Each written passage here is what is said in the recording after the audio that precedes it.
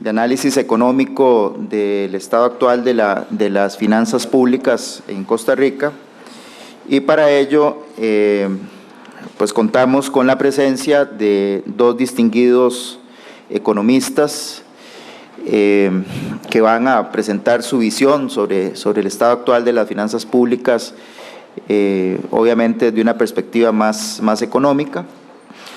Y quiero presentarles en primer lugar a don Enio Rodríguez, quien es economista, obtuvo su licenciatura en la Universidad de Costa Rica. Enio está aquí a mi derecha.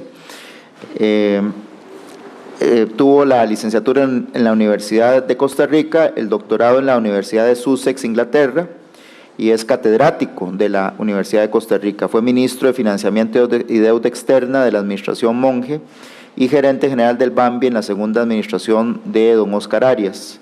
Desempeñó varios cargos en el Banco Interamericano de Desarrollo, incluidos el de economista principal para México, Centroamérica, Panamá, República Dominicana y Haití, economista principal para asuntos de comercio e integración y asesor principal para asuntos de integración. También laboró para la CEPAL y ha publicado 6 libros y más de 50 artículos sobre temas de desarrollo económico.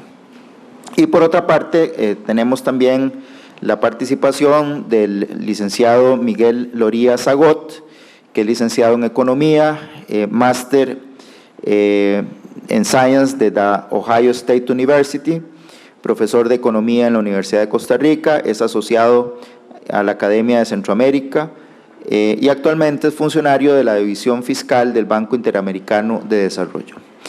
Así que yo creo que es una participación de lujo sobre estos temas y no me queda más que ceder en primer lugar la palabra a don Enio. Vamos a ver, y ahora sí. Bueno, muy buenas tardes. Un gusto estar con ustedes. No lo has encendido. Ahí. Un gusto estar con ustedes. Muy buenas tardes para hablar de un tema que, a pesar de que ya es noticia, sigue pasando por debajo del radar de la mayoría de la gente en términos de la importancia que tiene. Es una situación económica que se refleja en lo fiscal, que yo he llamado una crisis de baja intensidad, una crisis que tiene años, más de 10 años, y que no aflora, no tiene consecuencias prácticas que la gente perciba, y más bien la pregunta como economista que yo me hago es ¿por qué ha durado tanto en volverse un tema político? ¿Por qué ha durado tanto en manifestarse? Y resulta que la explicación que yo me he encontrado es un manejo muy prudente del endeudamiento externo que permitió bajar la deuda externa de Costa Rica desde los años 80 hasta la administración Pacheco, en donde termina en menos de un 40% del PIB.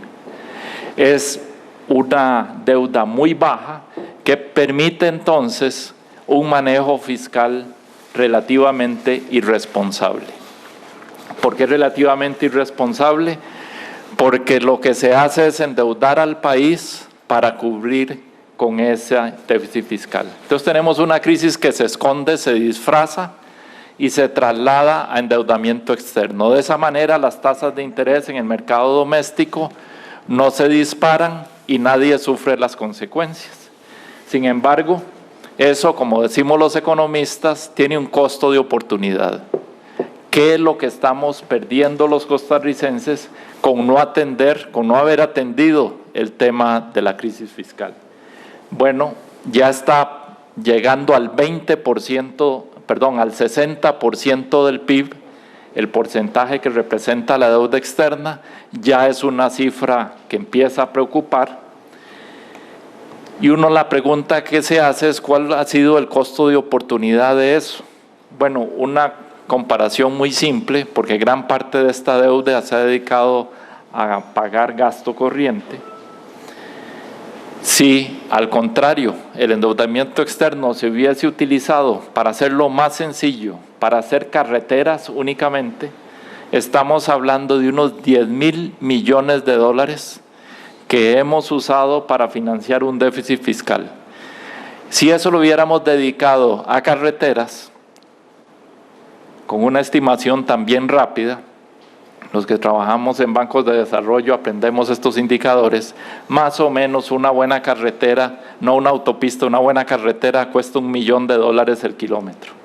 O sea que dejamos de construir 10.000 millones de kilómetros, perdón, 10.000 millones de kilómetros en el país. Hubiéramos hecho una carretera desde Panamá hasta Nicaragua, desde el Pacífico hasta el Atlántico, con otra autopista a la zona norte, que se cruzaran entre sí, es decir, tendríamos una red vial de primera. Hemos dejado de construir aeropuertos, hemos dejado de construir puertos, en fin, el costo que hemos pagado es dilapidar un esfuerzo fiscal que se hizo anteriormente para no atenderlo ahora a través del endeudamiento. Lo cual desde luego viola la ley correspondiente que dice que el financiamiento externo solo se puede usar para financiar inversión. Cada presupuesto de la República en los últimos años viola la ley. Entonces hay leyes que se exigen cumplir como las del financiamiento de las universidades, pero no otras como esta. Ahora bien, no solo es una crisis fiscal, sino que es una crisis estructural, es más profunda y se manifiesta en lo fiscal, que se puede salir de control si no se toman medidas relativamente pronto. Y por eso es que aparece ya en el escenario político. La crisis fiscal nos obliga a un endeudamiento externo creciente. Hay todavía dólares del último financiamiento externo que se logró o se acordó y se negoció durante la administración Chinchilla de $4.000 millones adicionales. De esos 4.000 millones es poco lo que este gobierno ha gastado, entonces todavía queda un colchón. En el momento que eso se acabe y ante escenarios de tasas de interés, posibles escenarios de tasas de interés más elevados y pérdida creciente del grado de inversión de Costa Rica, otro gallo va a cantar. Entonces ya como que las señales, las agencias calificadoras de riesgo por un lado, los partidos políticos por otro, ya empiezan a prender las señales de alerta. Pero yo quisiera colocar esta crisis fiscal en un marco un poquito más amplio.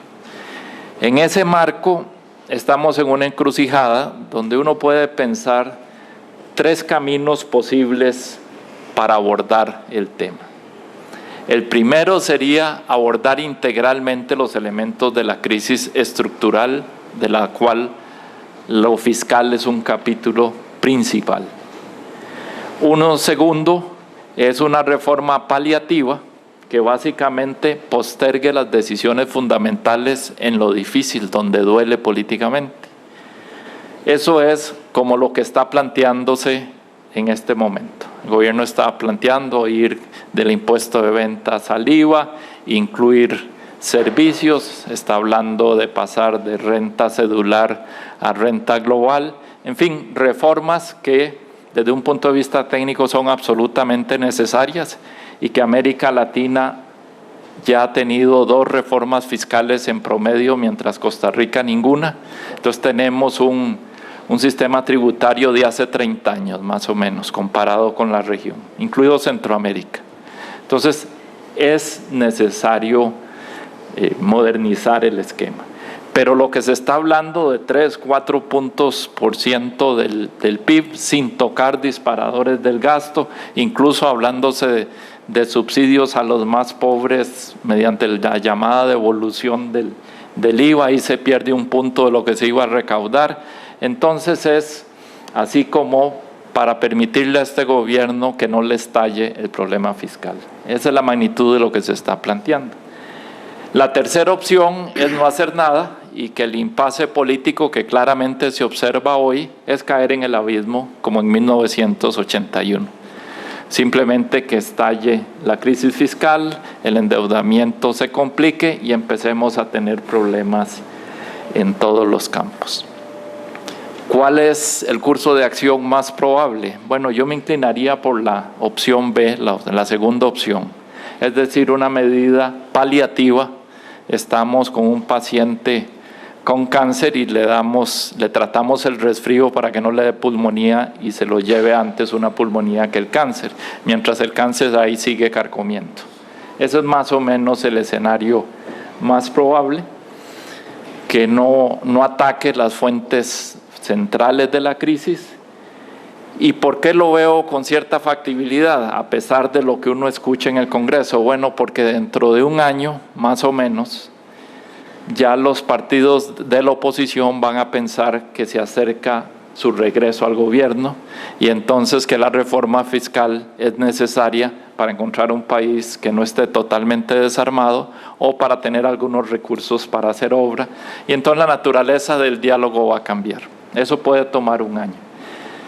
Esas son proyecciones al ojímetro político de cómo funciona el ciclo en Costa Rica, de tal manera que podría haber un mejor escenario para algún tipo de reforma paliativa de no atacar las fuentes principales, recoger unos 3 o 4 puntos del PIB, un punto con recortes del gasto, y de lo que está hablando el gobierno hasta la fecha es de lo accesorio, bajar horas extra, no llenar plazas, en fin, una serie de medidas que duran como 9 meses a un año y después empiezan a revertir, no tocan los temas de fondo. Ese es el escenario más probable y un poco lo que yo estoy haciendo es llamando la atención a que el tema debe tratarse con mayor seriedad. En primer lugar, hay raíces estructurales para esta crisis y tienen que ver con la naturaleza de una transición de modelos que empieza en 1981-82 y que se deja a medio camino y no se hacen componentes centrales de algunos de los elementos de esa transición. Muy claramente se había agotado el modelo de sustitución de importaciones en Costa Rica y en toda América Latina como capacidad de crecimiento, a pesar de que uno ve algunos ministros recientemente tratando de revivir el proteccionismo como forma de crecimiento. No hay evidencia empírica de toda la literatura que yo he podido revisar que argumente que ese es un camino que le pueda dar sostenibilidad al crecimiento, sobre todo una economía pequeña como la nuestra. Incluso los chinos decidieron abrirse y lanzarse hacia afuera, igual a Alemania, de tal manera que pensar en que nosotros vamos a regresar a ese modelo, pues es poco menos que absurdo. Bueno, ahí la crisis fue agravada por políticas incoherentes en materia fiscal, un déficit enorme, muchos de ustedes no se acordarán, tipo de cambio fijo, un endeudamiento creciente, hasta que llegamos hoy estamos al 60%, con Carazo se pasa del 100% de la deuda, hasta que los compradores de los bonos costarricenses dijeron no compramos más y estalló la crisis de la deuda en Costa Rica en agosto de 1981, un año antes que en México. El mundo todavía no hablaba de crisis de la deuda. Bueno, entonces ahí se inicia una transición en donde algunos hablan del modelo neoliberal. En Costa Rica, si hay algo que no se ha aplicado es el modelo neoliberal. El primer requisito de cualquier planteamiento neoliberal, si por neoliberal se entiende el consenso de Washington, es el equilibrio fiscal, y ni siquiera el punto 1 del consenso de Washington se ha avanzado en este país. Entonces decir que vivimos el modelo neoliberal es como decir que vivimos en jauja, más o menos. ¿Qué fue lo que se hizo? Iniciar una promoción de exportaciones con una cantidad de incentivos, algunos de los cuales se abusaron, como los CATs, pero que incluyeron reformas importantes. Primero, una reducción unilateral de aranceles en el marco, primero solo del mercado común centroamericano, luego en el marco de la OMC, y después vienen reducciones arancelarias en el marco de los tratados de libre comercio. Una política cambiaria que dejó de ser un tipo de cambio único para volverse primero a mini devaluaciones, flotación dentro de bandas, flotación administrada que estamos ahora, pero que ya traslada parte del riesgo cambiario a los usuarios del tipo de cambio. Y una política muy exitosa de atracción de inversiones. Esos elementos han configurado la convivencia de un cierto modelo eficiente internacionalmente con una economía que no se transforma en otra serie de terrenos. Entre cosas pendientes visto nada más desde aquí, es imposible o absurdo, y uno cuando lo ve, el modelo inicia la transición en la administración Monge. Yo recuerdo haber participado en esas discusiones y pensar, estamos hablando de los 80s, principios de los 80s, pensar que 20, 30 años después, 35 años después, estamos básicamente con la misma infraestructura cuando quisimos lanzarnos a un modelo exportador, es decir, pero ¿de qué estamos jugando? Seguimos con la misma carretera Limón, con el mismo muelle. Bueno, afortunadamente empieza la construcción de otro. La mayoría de las exportaciones salen por la carretera 32 y el muelle de Moín, el mismo que había en la administración Monge. Eso es inaudito. En el Pacífico, bueno, Caldera se modernizó un poquito. No hay aeropuertos nuevos. Afortunadamente caminó la concesión o la gestión interesada del aeropuerto Juan Santamaría y ya nadie critica esa concesión o modelo de gestión interesada estrictamente. Y en general no hubo la inversión que tenía que haber. No hubo la carretera, la 27, que también les cuento.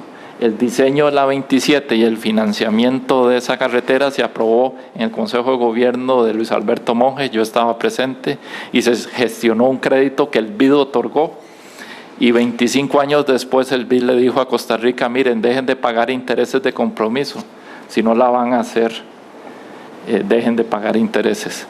Bueno, esa ha sido la desidia con la que se ha manejado el tema de infraestructura, y no es posible mandarse a un esfuerzo de competitividad internacional sin tomar en serio la infraestructura. Es un costo impresionante. De una zona un poquito alejada a Caldera, el costo de transporte terrestre, hecho con experiencia propia o con cálculos propios, el puerto Caldera es más caro que de Caldera a China. Eso es lo que se le exige al exportador nacional que absorba.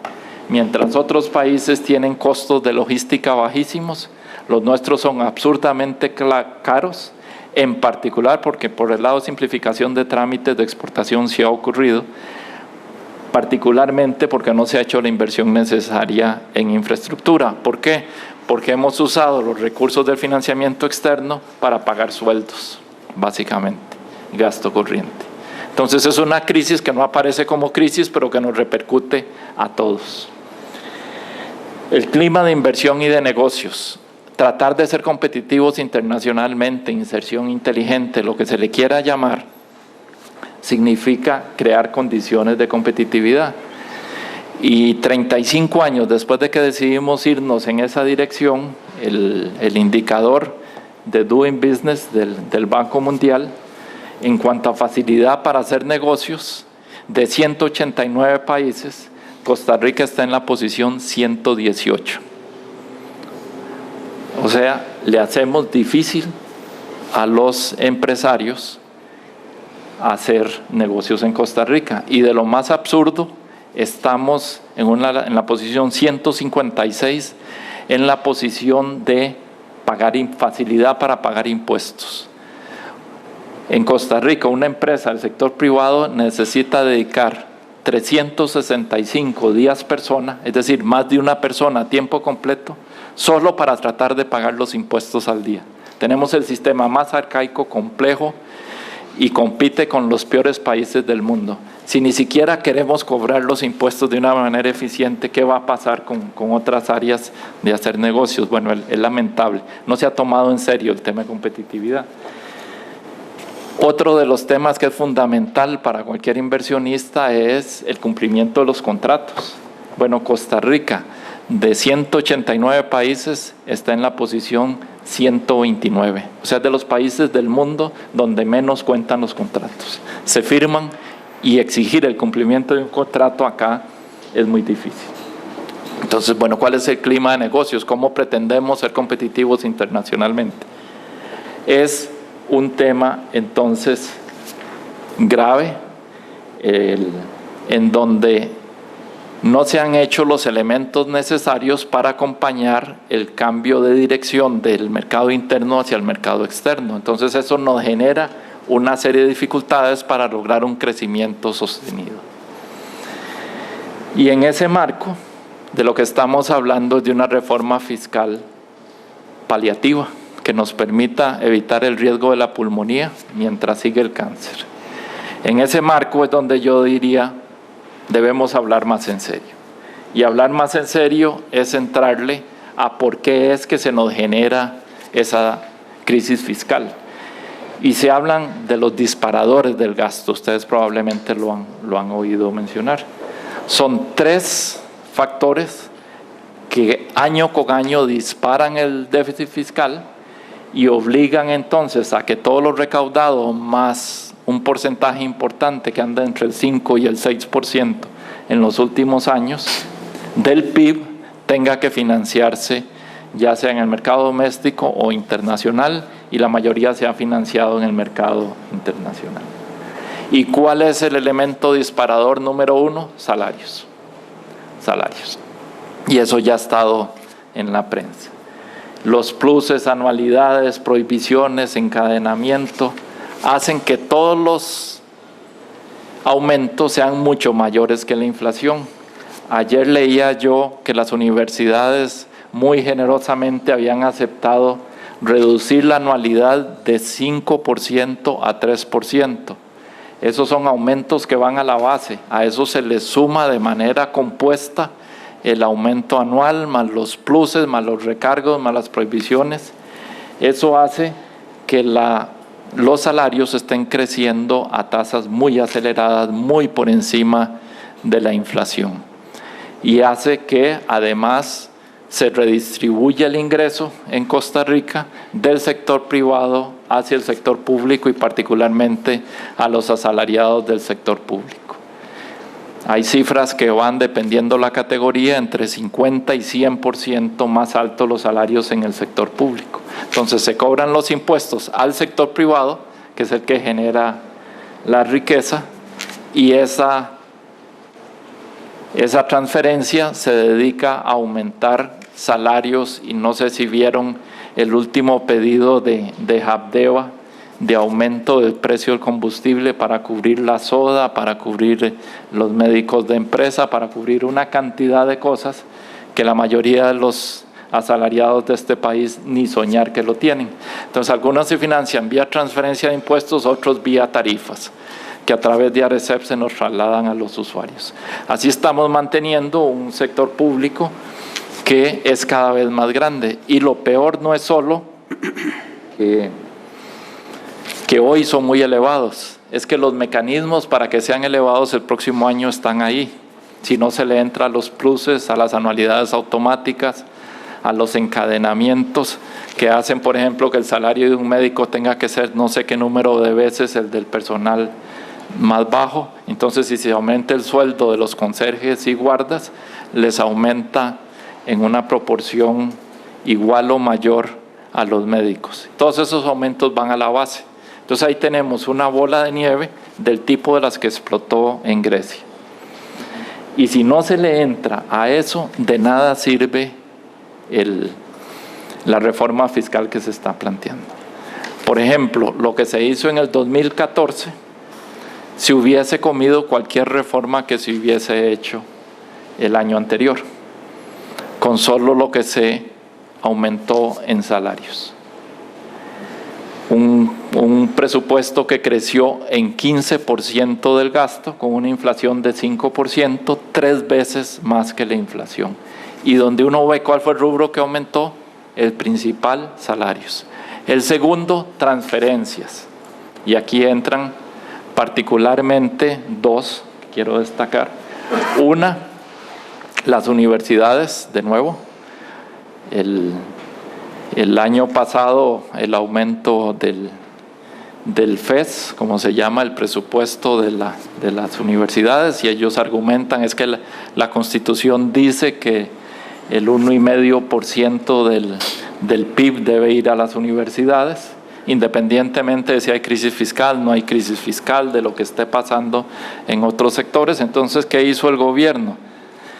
Bueno, redujo el presupuesto de inversión en la educación preescolar, en la educación primaria, en la educación secundaria, para fortalecer el financiamiento, la transferencia a las universidades, que también tienen un sistema alambicado de anualidades, pluses, dedicación exclusiva, etcétera, y salarios que se fueron de toda proporción. Entonces, ¿qué dicen los rectores? Que están obligados, y dicen que es un gran sacrificio aceptar un FES de 7,5% este año, cuando la inflación va a ser de 4%. Y explican por qué todo se les va en salarios. Y si uno empieza a investigar esa estructura salarial, resulta que la mayoría son además empleados administrativos, ni siquiera son docentes.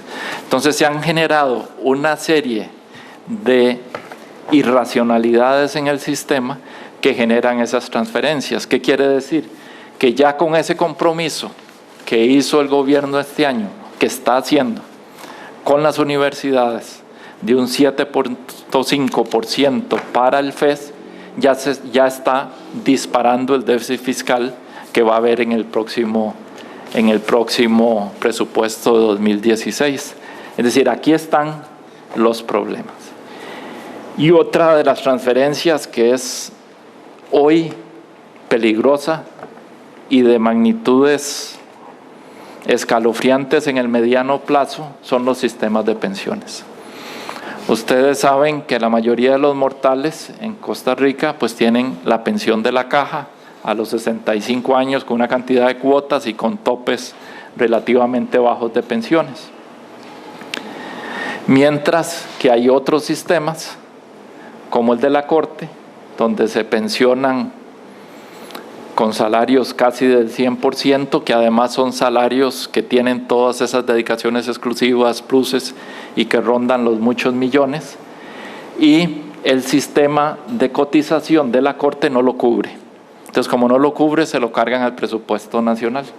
Entonces, todos los costarricenses que pagamos impuestos, hasta el más pobre, que paga el impuesto de ventas en la pulpería, está sosteniendo las pensiones de lujo de los ex jueces y de los funcionarios de la Corte en general. Y así está el sistema, una redistribución de toda la población que paga impuestos hacia ese grupo de la población. Y así como está está el de los docentes. Se benefician los docentes, particularmente los de las universidades.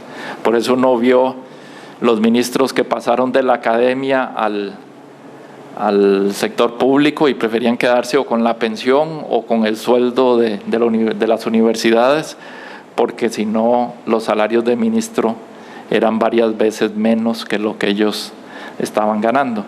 ¿Y qué pasa con ese? Tampoco las cotizaciones en el magisterio alcanzan para pagar la carga la carga creciente de los pensionados, de los jubilados en ese sistema. Y digo creciente porque ahora estamos llegando a edad de pensionarnos los que nacimos durante la explosión demográfica, la pirámide se acható, cada vez son menos los que cotizan y más vamos a ser los jubilados, los pensionados. Entonces el problema actuarialmente recae sobre las finanzas públicas. Si no se le entra a eso de frente, de poco servirán pasar del impuesto de ventas al IVA, que renta global, todas estas cosas no van a servir de mucho. Y el invalidez, vejez y muerte, que cada vez que sale un nuevo estudio, las autoridades, independientemente del partido en el poder, corren a desautorizarlo, nos dicen que también va a entrar en problemas. Si entra en problemas y eso se le carga también al presupuesto de la República, porque no puede quebrar el sistema de invalidez, vejez y muerte, y las reformas de las que se está hablando puedan ser muy pesadas, ahí tenemos otro detonante de mediano plazo. Entonces, el tema de transferencias, todo es parte de la misma moneda. Y los intereses de la deuda externa, como es una deuda creciente, resulta que cada vez más de lo que nos endeudamos se va a pagar salarios por un lado y por otro a pagar intereses. Y eso es una bola de nieve porque cada vez nos endeudamos más y son más el porcentaje de los ingresos y incluido el endeudamiento que se dedica a pagar intereses. ¿Y por qué esto es preocupante? Bueno, por los niveles a los que llegamos ya, con una deuda de casi el 60% del PIB, y además porque hay varios escenarios, y esto es difícil prever qué va a pasar, pero se habla de una eventual subida de intereses en los mercados internacionales. Más de la mitad de la deuda externa está a tasa variable, sube el LIBOR, sube el prime rate y se nos dispara el pago de intereses. Eso inmediatamente aumenta el déficit fiscal. ¿Cuál es la única manera de trabajar acá? Bueno, y esta es una forma de los economistas donde lo vemos en un solo indicador, si estamos agravando o no el problema. Hay un indicador que se llama el superávit primario. El superávit primario son todos los ingresos más todos los gastos sin tomar en cuenta los gastos de intereses. Entonces, si se logra un superávit primario en el gobierno central, eso quiere decir que están quedando recursos para atender el servicio de la deuda. La meta de toda reforma fiscal al final, y ustedes tal vez lo vieron con los griegos, que los paquetes de rescate le dicen, la meta es un superávit primario de 3%, cuando Tsipras se puso malcriado se lo subieron a 5%. Bueno, el tema es que nosotros debiéramos estar hablando de esta reforma fiscal, cuál va a ser el superávit primario de tal manera que no nos estalle el tema de los intereses. Pero esos son el tipo de argumentos más estructurales que no se están haciendo.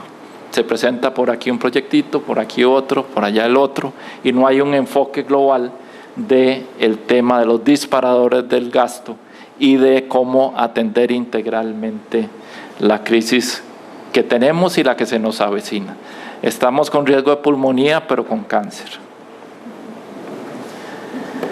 ¿Cuál es la única manera que veo yo de entrarle a esto? Bueno, es abordarlo en toda su dimensión. No veo otra manera. Esos parchecitos aquí, paliativos y allá, nos van a permitir sobrevivir y seguir siendo no competitivos, seguir sin carreteras, seguir con la traslación de recursos hacia ciertos jubilados, hacia ciertos empleados y todo el mundo aumentando la carga tributaria para poder mantener esas transferencias y esos privilegios.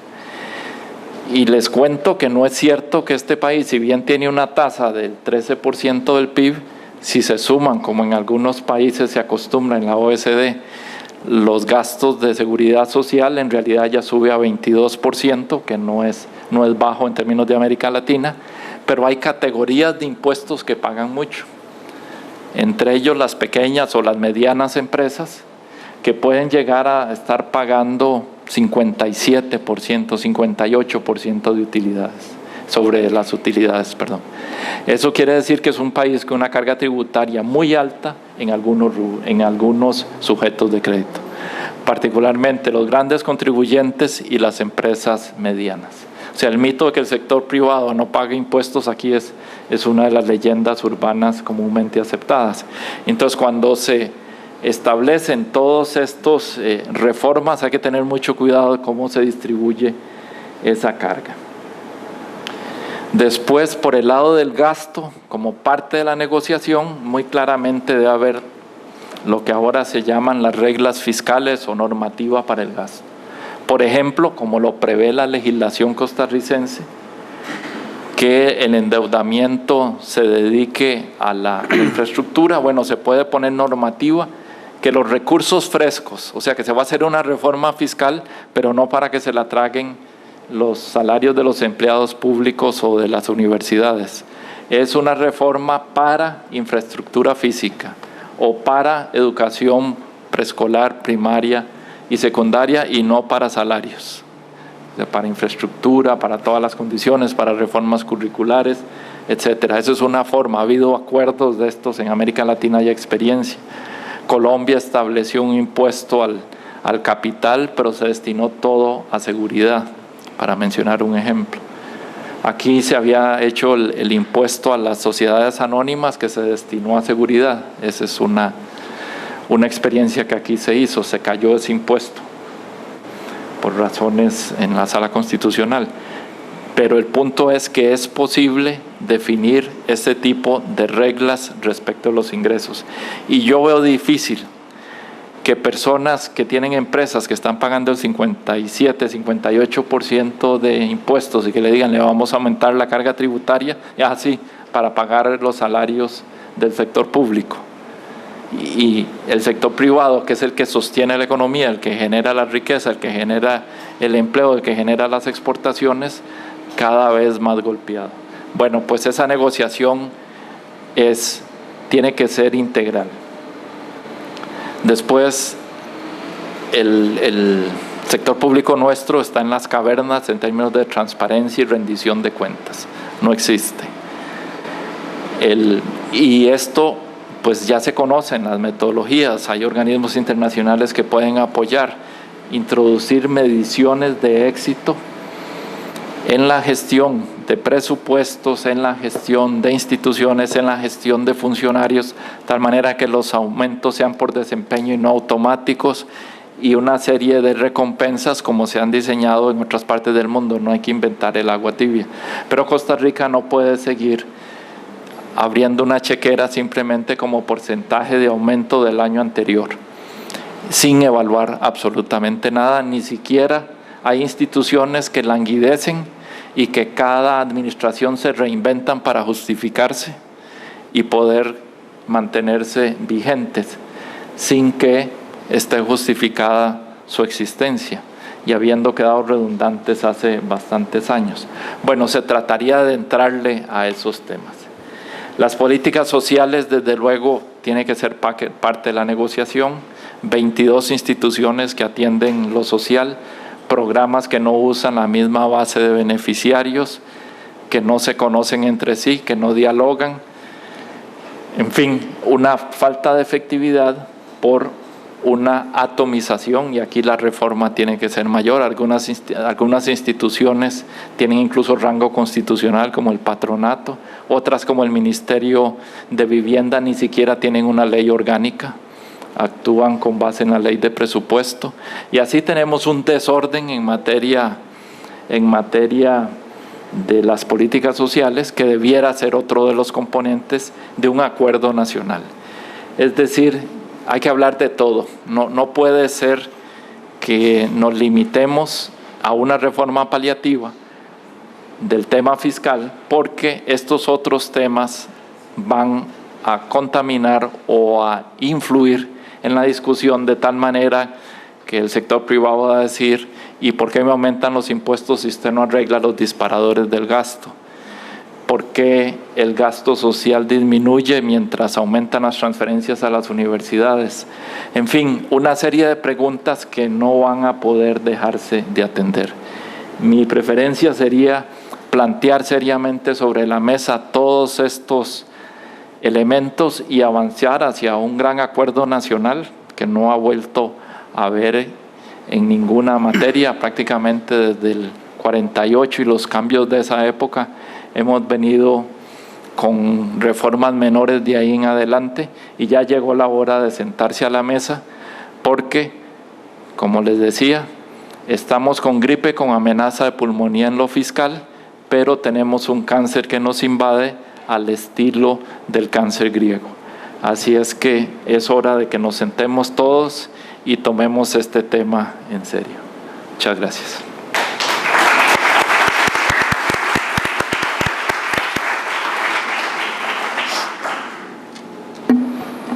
Bueno, yo creo que excelente, pero desolador, ¿verdad? A ver qué nos dice Miguel. Cosillo no, para pasarlas. Vamos a ver si está aquí. Corto, es aquí arriba. ¿A dónde es? Perdón. a ver que no está puesta. Hay una de Miguel, ¿no? Ahí está. Ya. Bueno, vamos a ver. Bueno, buenas tardes. Sobre lo que lo planteaba Adrián, desafortunadamente tampoco traigo muy buenas noticias. Es que ya es difícil defender lo indefendible, como decía la conocida periodista Amelia Rueda, ¿verdad? Ya cuando ya no puede, pues ni modo, ¿verdad? Decía ella, bueno.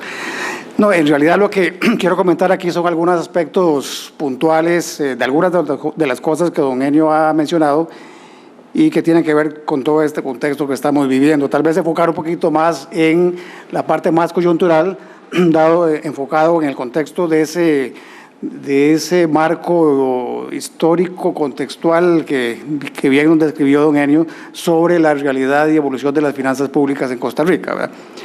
Lo primero que uno tiene que siempre tener en cuenta es que no estamos hablando de un problema nuevo. Si el tema del déficit fiscal, ¿dónde es? Perdón, ¿dónde es? Este avance. ¿Y atrás? Atrás es este. Ok. El tema fiscal en Costa Rica decíamos que es un problema estructural, en el sentido de que es un problema que ha estado ahí por años, ¿verdad? Y que no termina de resolverse, ¿verdad? Hace poco hablaba con un colega suramericano y me decía, ¿todavía están hablando ustedes del problema fiscal, verdad? Pues sí, ¿verdad? Todavía estamos hablando de eso, ¿verdad? Y realmente, cuando daba clases en la universidad desde hace 20 años al inicio, es un tema recurrente. De repente el tema fiscal se vuelve aburrido cuando no está pasando nada. Y le decía a uno, profesor, ¿de qué hablar hoy? Del presupuesto nacional. ¡Ay, qué pereza, qué aburrido eso!, ¿verdad? Y de repente se vuelve a convertir en un tema polémico. Entonces es como olas, que de repente viene y va, porque es ciertamente un tema que no se le ha dado una solución ni permanente ni integral, ¿verdad? Y comentaba en él de por qué ha durado tanto, ¿verdad? Es decir, ¿por qué es que ese problema no termina de resolverse, ¿verdad? Y Rodolfo Pisa, en algún momento, perdón, Rodolfo Cerdas, algunos de ustedes lo recuerdan posiblemente, decía que él tenía una respuesta para eso. Y él lo que decía es que el Estado costarricense se caracteriza por la ausencia de políticas de Estado. Lo que tiene Costa Rica son ocurrencias, ¿verdad? Y entonces eso es lo que sucede donde no se da continuidad tal vez a alguna buena idea en algún momento, ¿verdad? Y ahí sigue, ¿verdad? La ausencia de ese enfoque integral, ¿verdad?, precisamente se caracteriza por eso. Son medidas, como bien decía don Enio, paliativas, una sección por acá, otra por allá, algunos decían un parche por aquí, ¿verdad? Ciertamente, si uno ve la historia hacia atrás, han habido algunas reformas, algunos ajustes al impuesto de ventas, algo que se hizo en renta, pero eso no es sostenible. O sea, como uno ve, básicamente, con el tiempo eso termina erosionándose. Y entonces volvemos otra vez a hablar de reforma fiscal, ¿verdad?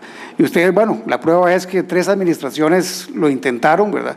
La administración de don Oscar Arias, Abel Pacheco, ¿verdad?, Laura Chinchilla, intentaron eso y por diferentes razones no cuajó, y ahora estamos otra vez sobre lo mismo, ¿verdad? Y bueno, quién sabe si todavía la próxima administración va a estar lidiando sobre el mismo tema, ¿verdad?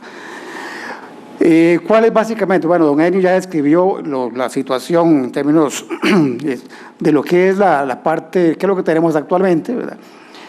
Yo quisiera destacar aquí algunas cosas importantes que me parece que hay que tenerlas en cuenta a la hora de entender toda esta problemática que estamos viviendo, ¿verdad? Estamos hablando de un déficit fiscal que ya ronda el 6% del Producto Interno Bruto. O sea, eso es grande para una economía de este tamaño, ¿verdad? Históricamente, cuando teníamos convenios con el Fondo Monetario Internacional, la gran discusión entre el fondo y el gobierno era alrededor del 3%, ¿verdad? Entonces el fondo hablaba de que debería hacerse 3, 4%, y el gobierno decía que no, que por ahí tal vez 3,5%, ¿verdad? Pero más o menos estábamos en esos rangos. Entre 3 y 4% era lo que se discutía. Hoy ya eso lo perdimos de vista, ¿verdad?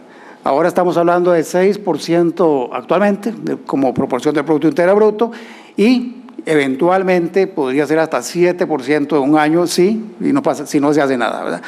El mismo programa macroeconómico del Banco Central es pesimista en este aspecto, ¿verdad? Ellos plantean un crecimiento en el desequilibrio fiscal, ¿verdad? Lo cual compromete mucho su acción desde el punto de vista de la política monetaria. Ciertamente hay una coyuntura compleja, ¿verdad? La crisis internacional sí ciertamente agravó la situación en dos aspectos. Por un lado, la disminución que hubo, la caída de las importaciones, eso erosionó la base de recolección de impuestos por un lado, pero también las políticas internas, como bien se comentó, también agravaron un poco la situación. Es decir,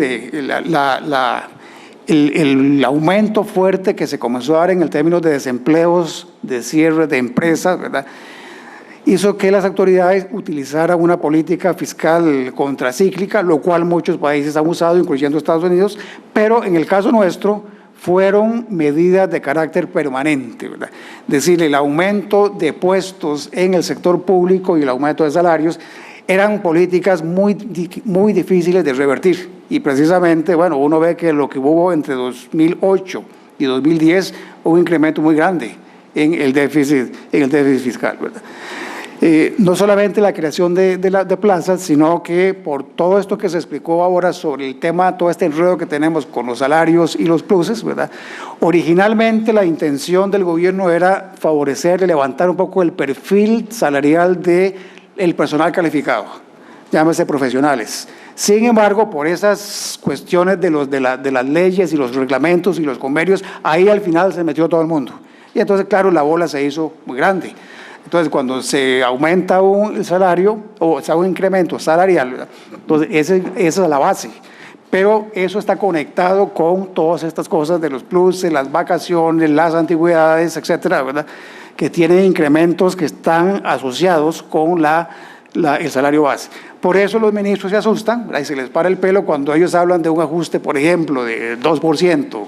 O 3%, y después se dan cuenta de que realmente eso se convirtió en un 8 o un 9%, ¿verdad? Bueno, es básicamente ese tema, que es un tema que ahora sí ya está llegando a un punto ya prácticamente insostenible, y ahora sí se está hablando con eso, pero es un problema que se viene incubando desde hace bastante tiempo, ¿verdad?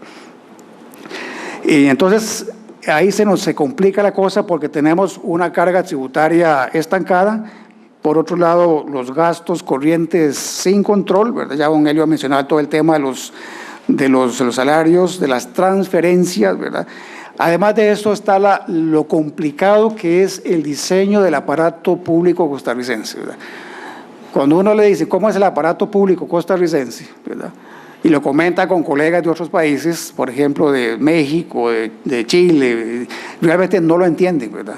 No lo entienden porque en esos países se entiende que el Ministerio de Hacienda tiene el control total sobre lo que se conoce como sector público. Por ejemplo, el Ministerio de Hacienda de Chile tiene un control sobre todo el presupuesto del sector público. Acá el Ministerio de Hacienda es básicamente sobre gobierno central, porque aparte de eso están los entes autónomos, están los descentralizados, están los... ¿cómo se llaman estos otros? De empresas públicas, que yo no entiendo qué significa empresas estatales no públicas, o al revés, públicas no estatales, ¿verdad? Y entonces los ministros, cuando están ahí, de repente les pasan una transferencia y dice, eso es una transferencia, eso me contaba un exministro, esto es para el Instituto para el Desarrollo de la Inteligencia, ¿verdad? ¿Y eso qué es, ¿verdad? ¿Desde cuándo existe eso? ¿Qué es lo que hacen, verdad? Posiblemente haya un montón, ¿verdad?, de entidades de ese tipo, ¿verdad? Entonces, claro, eso hace que prácticamente para un Ministerio de Hacienda sea prácticamente imposible tener una visión total sobre lo que realmente es el sector público como tal. Entonces, ahí pierde mucho el control, ahí pierde mucho la visión de qué es lo que está viendo. Él va a ver únicamente una parte de la película, pero no va a ver todo el contexto general, ¿verdad? La situación se complica, sí, el entorno internacional. Ahora cada vez se habla con mayor insistencia que la Reserva Federal de Estados Unidos va a dar una reversión en cuanto a su política de tasas de interés bajas. Hay toda una discusión en el sentido de que algunos senadores dicen que ya las tasas de interés ya no pueden bajar más, que no tienen sentido que bajen más, ¿verdad? se han bajado y no han visto una recuperación consistente, ¿verdad? Bueno, entonces ahora se habla de que septiembre puede ser el momento en donde las tasas de interés comiencen a subir en ese país.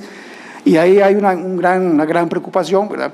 El tema es que vayan a subir, van a subir, el tema es a qué velocidad van a subir y cómo van a repercutir en los países. Por ejemplo, alzas en Estados Unidos en las tasas de interés o en los bonos del Tesoro, eventualmente podría provocar una salida de capitales de los países, ¿verdad? Ahora están aquí porque obviamente las tasas de los bonos del Tesoro están en 0.0 algo, ¿verdad? Incluso han estado en términos negativos, ¿verdad? Pero si eso comienza a revertirse, mucho capital de corto plazo que está estacionado en el país eventualmente podría salir, ¿no? De ahí la preocupación que ha estado teniendo la Superintendencia de Bancos, la Superintendencia de Entidades Financieras, específicamente la de bancos, ¿verdad?, de decirle a los banqueros tengan mucho cuidado con el endeudamiento de gente que tiene ingresos en colones, pero que tiene préstamos en dólares, porque una salida de capitales nos puede llevar a una mayor alza de tasas de interés o una eventual devaluación y esa gente puede quedar muy mal parada con eso, ¿verdad? Bueno, entonces es una preocupación que tienen en el fondo, pues hay un trasfondo también de carácter fiscal, ¿verdad? El tema de la deuda ciertamente comienza a convertirse también en otro problema preocupante, ¿verdad? Costa Rica había tenido mucho margen, bastante margen de holgura con respecto a la deuda interna. En el pasado hizo esfuerzos importantes para cambiar ese perfil. Por ejemplo, hoy la deuda es una deuda que está más en colones, ¿verdad?, que está más en el largo plazo, ¿verdad?, que está más a tasa fija, ¿verdad?, contrario a lo que era hace unos años, donde todavía tenía una exposición más alta. Sin embargo, a pesar de eso, su volumen como tal es elevado. Actualmente, en este momento, a finales de junio, era representada más o menos el 42% del Producto Interno Bruto, ¿verdad?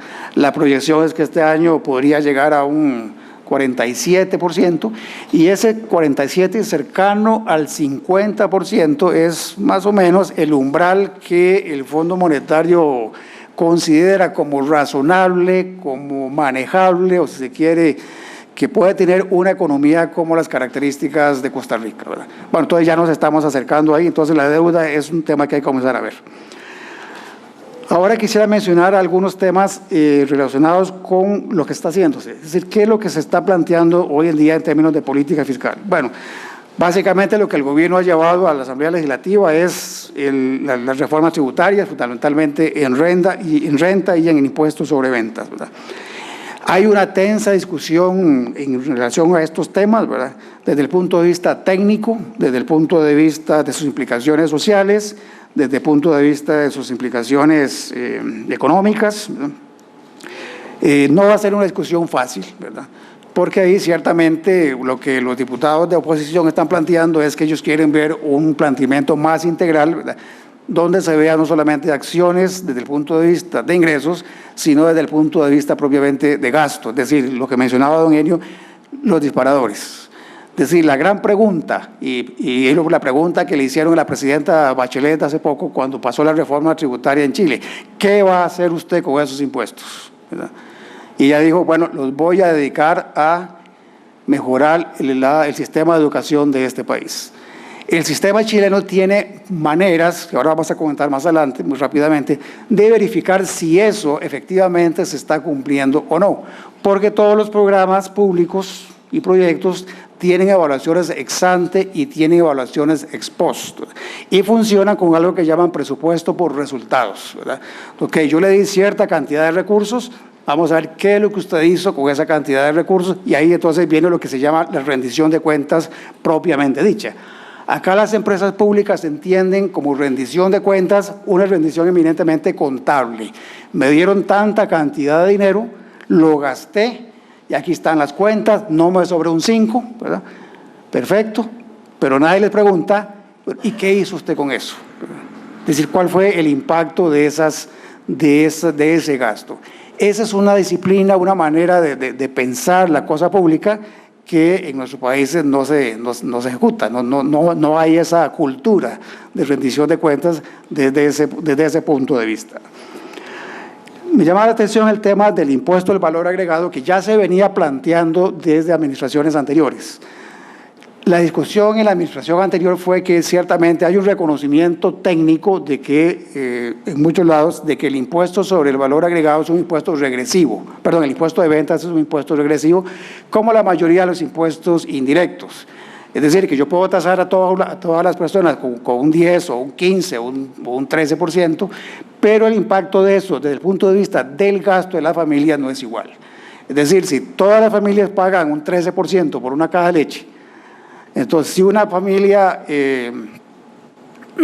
compra 5 y una familia de mayores ingresos compra 10 o 15, ahí hay efectos que no son iguales, es decir, desde el punto de vista de ese efecto. Si se exonera, por ejemplo, entonces igualmente, ¿a quién se exonera más? ¿Verdad? Se exonera más al que más compra. Entonces ahí se decía, bueno, entonces se está exonerando más a las familias de mayores ingresos y menos a las de menores. En aras de paliar un poco esa discusión, en algunos países como Uruguay, por ejemplo, han establecido lo que llaman el IVA personalizado, que es que lo que recomienda es ponga una tasa pareja para todas las personas, para todos los deciles, desde el primero al último. Y después entonces se devuelve a los, ahora ciertas, digamos, el primero, el segundo, el tercero o el cuarto decil, dependiendo de cómo se decida, de las categorías más pobres. Entonces, de esa manera se compensa, se diría, pero en principio usted les cobra a todos. Ahora, eso suena bien en teoría, ¿verdad? Pero plantea un gran desafío, y ahí habría que ver cómo funciona. ¿Cómo se asegura que efectivamente se enfoca a las personas que se tiene que enfocar? Valga la redundancia, es decir, ¿cómo sabe el Estado, en otras palabras, a quién tiene que devolverle el impuesto? ¿Verdad? ¿Tiene las maneras de identificar quién es pobre o quién no es pobre o quién está en el decil 3 o en el decil 4, ¿verdad? Las bases de datos tendrían que estar muy bien coordinadas. Las bases de datos que tiene, por ejemplo, desde el Tribunal Supremo de Elecciones, pasando por el Instituto Mixto de Ayuda Social, en fin, definir exactamente a quién se le devuelve, de manera que se eviten filtraciones, en el sentido de que el peor escenario que podría suceder ahí es que se le devuelva más a quien realmente no tenían que devolvérsele y que no se le devuelva a alguien a quien legítimamente se tenía que devolver. Por ejemplo, lo que pasa en muchos de los programas sociales es que el aparato social o las políticas sociales que escribieron tienen básicamente un enfoque de demanda, es decir, atienden a la gente que llega ahí. Por ejemplo, el IMAS atiende a una familia, en muchos casos, porque alguien le dijo que fuera, porque en el IMAS estaban dando ayuda social para algo. Pero realmente el IMAS no sabe exactamente cuántas personas realmente pobres existen en el país y dónde están. Entonces, de repente, una familia pobre de Cóbano, por ejemplo, debería habérsele devuelto el IVA que se le cobró, pero no se le devuelve porque el sistema social no sabe que existe. Entonces, él nunca va a recibir eso, ¿verdad? Entonces, es uno de los grandes temas que se plantean ahí con respecto a ese tema de la devolución del IVA. Aparte de eso, también hay otros problemas. Bueno, se habla de que el déficit puede ser 3 o puede ser 6, pero aquí hay un tema también de medición que en la administración anterior se estuvo planteando, pero que no se llegó a concretar, y es realmente sobre qué base estamos midiendo los ingresos o los gastos, ¿verdad? Es decir, sobre una base caja que implica lo que yo efectivamente estoy pagando hoy, ¿verdad? O una base de vengada que implica, por ejemplo, compromisos de ingresos que yo voy a recibir en un cierto periodo o compromisos de gasto que voy a tener eventualmente, ¿verdad? Por ejemplo, ahí entra lo que mencionaba don Enio de esos pasivos contingentes, ¿verdad? La discusión que tiene, por ejemplo, la Caja del Seguro con la Superintendencia de Pensiones con respecto a la sostenibilidad del régimen de la Caja, ¿verdad? Es decir, si eso cae, ¿a quién le toca entonces compensar esa diferencia, ¿verdad? O el régimen del Poder Judicial, por ejemplo, que ha estado también en discusión estos días, ¿verdad? ¿A quién le tocaría? Entonces, el Estado como Estado ahí tiene pasivos que eventualmente podrían materializarse. Otra de las discusiones que había con el Fondo Monetario en esa época era precisamente esa, ¿verdad? Que el Fondo Monetario insistía que las cifras deberían reflejar los ingresos y gastos devengados. Y el gobierno insistía de que no, que tenía que ser únicamente la base de caja. Obviamente hay una gran diferencia, ¿verdad?, en el gasto que realizo hoy, ¿verdad?, porque mucho de la posibilidad es, bueno, en lugar de para tener un déficit bajo, entonces si tenía que pagar hoy, entonces no pago hoy, lo dejo para el próximo año, ¿verdad?, porque entonces ya no me entró como base de caja y entonces no me afecta el déficit. El año entrante veré qué hago, ¿verdad?, pero en el momento, digamos, salgo del apuro, ¿verdad? Bueno, esas cosas están como mezcladas, ¿verdad? Entonces ahí realmente hay cosas que son base de caja y otras que pueden ser base de vengadas en la contabilidad nacional o la tesorería, y habría que ver ese punto. El otro tema que quería mencionar es el tema de la deuda. El tema de la deuda, como les mencionaba anteriormente, el tema de la insostenibilidad se refiere al momento en el cual la deuda del sector público se acerca a un umbral que se considera insostenible, en el sentido de que no se pueda manejar o mantener relativamente constante sin que haya un esfuerzo fiscal realmente importante y creíble, ¿verdad? Es decir, por eso un poco lo que plantea el Fondo Monetario, ese umbral en el 50%, dice, eso es, digamos, lo más que podrían aguantar economías como la costarricense, porque más que eso implica un esfuerzo generar, porque lo que hablaba don Gerio, un superávit primario, o sea, los ingresos menos gastos excluyendo intereses, que puede ser como hasta llegar a 4 o 5 puntos porcentuales del Producto Interno Bruto en este momento. Es decir, si no se hace nada, entonces quiere decir que para sostener ese 50% usted tiene que tener un superávit sin pago de intereses equivalente a un 4 o 5%, y eso es mucho, ¿verdad? Eso realmente es un monto alto. Si uno se pone a pensar que las reformas que han estado discutiéndose, hablaban de un esfuerzo fiscal que andaba entre a lo más alto, un 2,5%, ¿verdad? Entonces ya pensar en 4 o 5 realmente, pues diría al fondo, eso es prácticamente, eso no se lo cree nadie, es decir, que usted lo puede hacer, ¿verdad? Entonces trate de evitar llegar a ese monto. El Ministerio de Hacienda, según sus estimaciones, calcula que en el gobierno central prácticamente ese umbral se estaría llegando casi que al 2005-2006, o sea que ya lo tenemos prácticamente encima, ¿verdad? Entonces, si se llega a eso y si se perdiera credibilidad desde el punto de vista de los acreedores externos, la colocación de títulos se puede complicar, ¿verdad? Eso creo, me parece a mí, es una de las razones por las cuales el gobierno decidió postergar la emisión de una nueva ronda de eurobonos, ¿verdad? Es decir, porque hay un ambiente, aparte de las tasas de interés bajas, recordemos que Costa Rica perdió el grado de inversión, ¿verdad?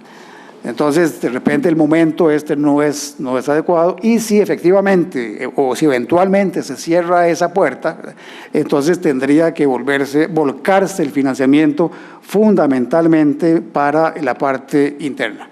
El financiamiento interno, lo cual provocaría eventualmente ajustes fuertes en tasas de interés, ¿verdad?, con todas las implicaciones que eso conlleva en términos de menor crédito al sector privado, menor recursos para financiamiento, ¿verdad? Se contrae la inversión privada productiva, se contrae la producción, aumenta el desempleo, es decir, hay toda una secuela de acciones macroeconómicas, ¿verdad?, derivadas de un financiamiento excesivo en la parte interna. Es decir, se puede financiar con bonos, claro, pero hay un costo de oportunidad alto en términos de la estabilidad macroeconómica en el resto del sistema, ¿verdad? Ahora, ¿qué puede hacer un país como el nuestro, ¿verdad? Bueno, si uno revisa lo que han hecho otros países, algunas cosas ya las mencionaba don Enio, ¿verdad?, el tema de la regla fiscal, ¿verdad?, muchos países lo recomiendan. Sin embargo, cuando comienzan a entender la institucionalidad de Costa Rica, entienden que no es tan fácil. Por ejemplo, la regla fiscal de Chile o la de Perú es relativamente fácil de implementar comparada con la nuestra, porque el ministro puede ordenar un corte en el gasto corriente parejo para todo el mundo, ¿verdad? Acá, por ejemplo, el Ministerio de Hacienda podría tener dificultades, por ejemplo, para cortar el gasto de las universidades públicas. ¿Por qué? O de las municipalidades, porque son entes autónomos que no están dentro de su jurisdicción o dentro de su autoridad. Entonces, si hay un disparador de gasto importante, que es salarios, entonces la pregunta que se le hace acá a Costa Rica es, bueno, ¿cómo controlaría usted el gasto corriente de salarios, por ejemplo, en entidades que no están bajo la tutela del Ministerio de Hacienda? ¿Cómo hace eso, verdad? Eso es un tema importante ahí, ¿verdad? Por eso definir una regla fiscal para Costa Rica no es tan fácil en el caso nuestro, ¿verdad? Se ha hablado de eso y el Ministerio de Hacienda está trabajando eso, pero uno se imagina que está tratando de encontrarle la salida, de cómo haría, digamos, con un sector público que es tan fraccionado como el nuestro, ¿verdad? Y que no puede poner a todo el sector dentro de la misma cobija, ¿verdad? Se recomienda también, por ejemplo, para Costa Rica, bueno, ya mencionamos lo que es definir claramente los fines del gasto, ¿verdad? El presupuesto por resultados también es algo, esas cosas que comienzan pero que no se terminan. Costa Rica hablaba con los organismos internacionales de establecer un presupuesto por resultados en el año 1978, más o menos. Ahí se lanzó eso, Chile fue el pionero en ese tema, lo comenzaron a desarrollar países como México, Brasil, Perú, algunos centroamericanos como Honduras, Nicaragua, lo tiene República Dominicana, ¿verdad? Hoy en día, yo puedo decirles que sí, el sistema está, aparte de Chile, que fue el papá de la criatura, ¿verdad?, está bien consolidado en República Dominicana, está bastante bien desarrollado en México, bastante bien, con progresos importantes, interesantes en Nicaragua y en Honduras. Costa Rica tiene 0, ¿verdad? Estamos hablando desde ese momento, desde 1900 al 78 a la fecha, que no se hizo nada al respecto, ¿verdad? Ahora, si uno se pregunta por qué no se siguió ese esfuerzo, ¿verdad?, bueno, uno no entiende realmente qué fue lo que pasó, pero con un esquema de ese tipo, la discusión, por ejemplo, que se dio en el presupuesto anterior, cuando se hablaba de un recorte, que recortemos 30.000, que 100.000, que 150, la gran pregunta era, ¿y cuáles sectores se ven perjudicados con eso? ¿Se perjudica educación? ¿Es infraestructura? Nadie sabía, porque el presupuesto nuestro no está estructurado por programa. O sea, usted no puede, en el presupuesto no puede identificar un programa. Por ejemplo, el programa Avancemos, ahí usted no puede medirlo, no puede ver exactamente los impactos de eso. Lo que tiene son rubros o partidas específicas de financiamiento. Juntar todo eso es una tarea prácticamente imposible.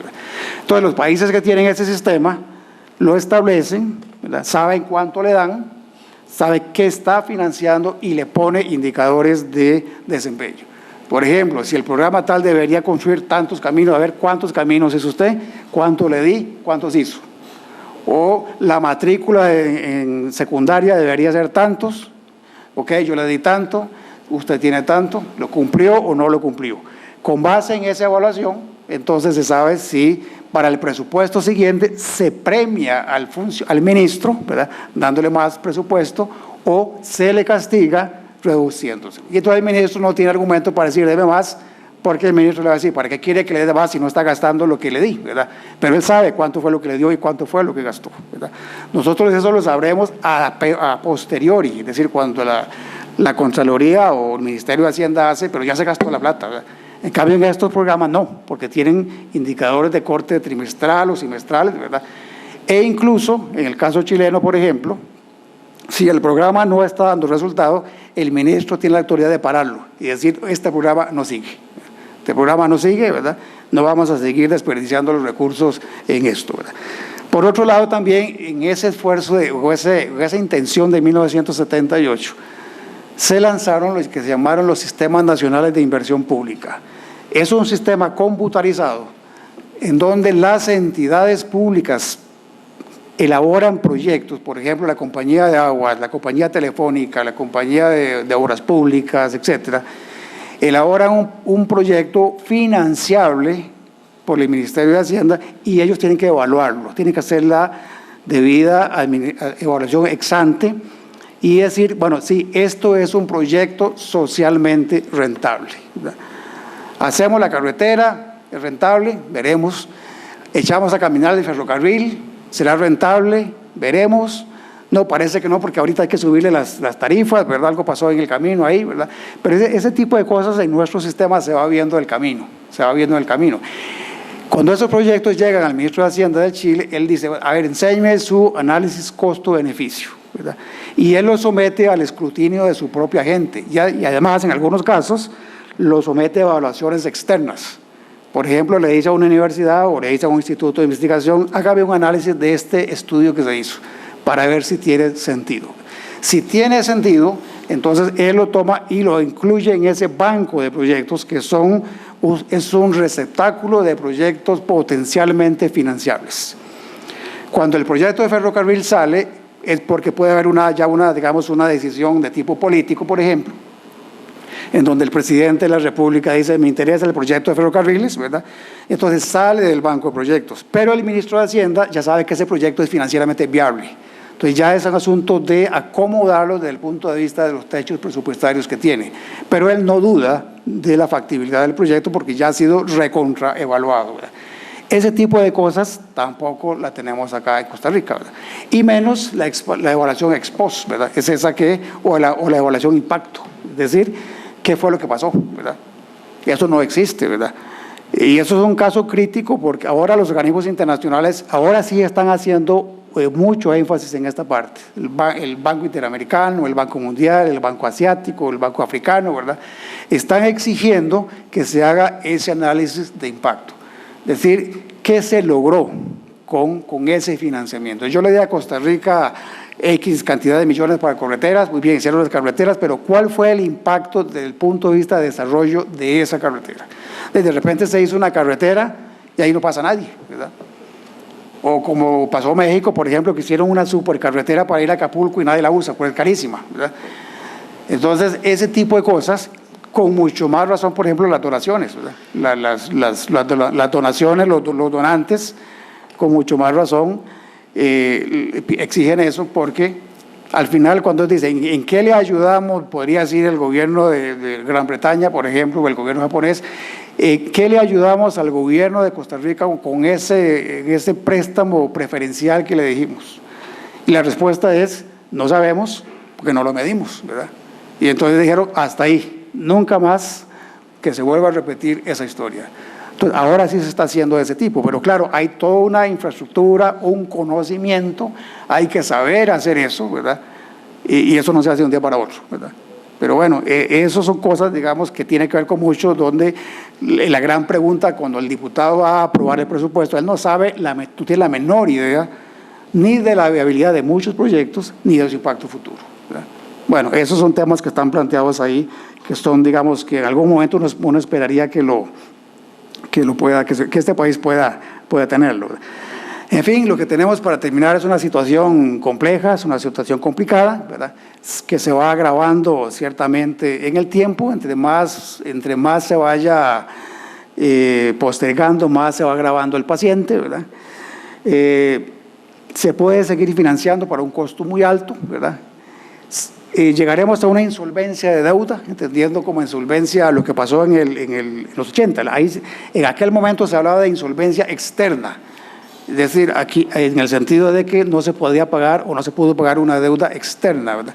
En este caso, bueno, nos cortan el financiamiento eventualmente, ¿verdad? Pero entonces el problema se vuelca internamente, ¿verdad? Y entonces, bueno, ahí habría que hacerle frente a una serie de consecuencias que podría llevar a estancamiento productivo, inflación, devaluación, etcétera, una serie de cosas. ¿Y qué instrumento le queda a Costa Rica? Prácticamente en una situación de ese tipo, ¿verdad? La acción del Banco Central es ciertamente muy reducida, ¿verdad? Es decir, porque ya si Hacienda está controlando el mercado de bonos, el instrumento de bonos de parte del Banco Central prácticamente lo anula. Es decir, el Banco Central se queda sin ese instrumento para sus propios objetivos de política monetaria, ¿verdad? Entonces, todos los esfuerzos que haya estado haciendo el Banco Central, ¿verdad?, se podrían perder, ¿verdad?, si el tema fiscal no se le da adecuado control, ¿verdad? Costó mucho realmente tener inflaciones bajas en este país, ¿verdad? Si vemos toda la historia de casi 100%, ¿verdad?, en los años 80 que llegó a lo que tenemos ahora, Ahí estuvo una larga historia, ¿verdad? Una serie de medidas, una serie de políticas para lograr consolidar eso, y eso costó bastante, ¿verdad?